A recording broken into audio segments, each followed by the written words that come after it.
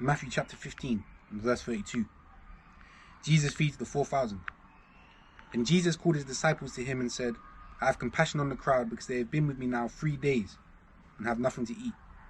And I am unwilling to send them away hungry, lest they faint on the way. And the disciples said to him, Where are we to get enough bread in such a desolate place to feed so great a crowd? And Jesus said to them, How many loaves do you have? And they said, 7, and a few small fish. And directing the crowd to sit down on the ground, he took the 7 loaves and the fish, and having given thanks, he broke them, and gave them to the disciples, and the disciples gave them to the crowds. And they all ate and were satisfied. And they took up 7 baskets full of the broken pieces left over. Those who ate were 4,000 men, besides women and children. And after sending away the crowds, he got into the boat and went to the region of Magadan. Alright, so let's break it down. Jesus got the bread and the fish and he fed the crowd. But see, sometimes when you read between the lines, you'll be surprised at what you find. So let's be introspective with our reading as we read aloud. Check your hermeneutics. Apply exegesis. The Bible is no longer only for the clergy or elitist. He wants us to dissect each verse and increase our meditation. A meticulous experiment like play in operation. And when we digest his word and we dwell on it with patience, we'll find that each and every verse can be used for elucidation. So where are we now? In Matthew chapter 15, verse 32, in the middle of a big scene. Jesus needs to feed thousands, and he wants to use his team. But the disciples have a lack of faith and they think they need a scheme.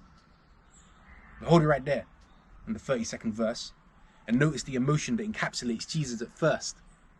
He has compassion on the crowd, and therefore we know that throughout the entire passage, it's through compassion that he works. And secondly, notice the motive for his action. You can sense the tone of compassion through his reaction. Jesus is unwilling to send them away, which differentiates his response to a business transaction. He's moved by love and he wants to fill them up. At the same time, he's teaching them to drink from his cup and lean on him as the great provider, and he'll provide what they need, like Elisha and Elijah. We keep reading on to verse 33. The disciples' lack of faith is just plain for us to see, because all they really do is ask Jesus what they need, but Jesus uses this opportunity to sow a seed, a lesson of faith for their stubborn hearts, because he could see the lack of it from the very start. Jesus uses this time to put them to the test, and he revisits to water this seed later in the gospel. Anyway, I digress. In 34, we see Jesus engage in conversation. This is so the lesson doesn't turn into a one-sided observation. And that's the way he taught while he was on earth. And now he's in heaven. That's how he wants to teach the whole congregation. Through participation. Through practical application. He can teach us lessons. He can even take our errors from the past into the present and show us how to correct them and turn them into blessings. The remainder of the verses, 36 to 38, we notice Jesus start the tradition of grace. He gives thanks to God for the food they're going to eat. And now before every meal, we look to God's face. Now we couldn't unpack everything from this passage if we tried.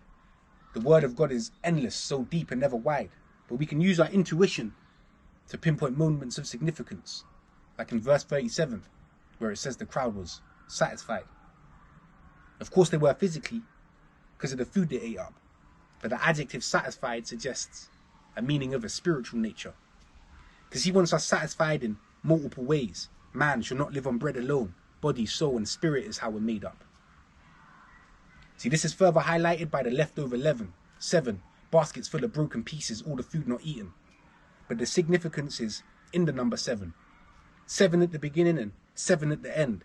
Jesus is the beginning and Jesus is the end. See, 7 is God's number, the number of completion, both physical and spiritual. I hope you see the trend. They started with 7 loaves and they ended with 7 baskets. Jesus is showing us that he is our completion. And once we eat from him, both physically and spiritually, trust me, nothing more needs to be eaten. So there you have it. We broke down the passage. So much more to ponder. We could just hash it out all day. We've got so much more to say.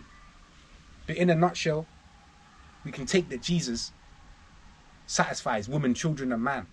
Physical and spiritual sustenance in his hand. But he had much more to do to fulfill God's plan.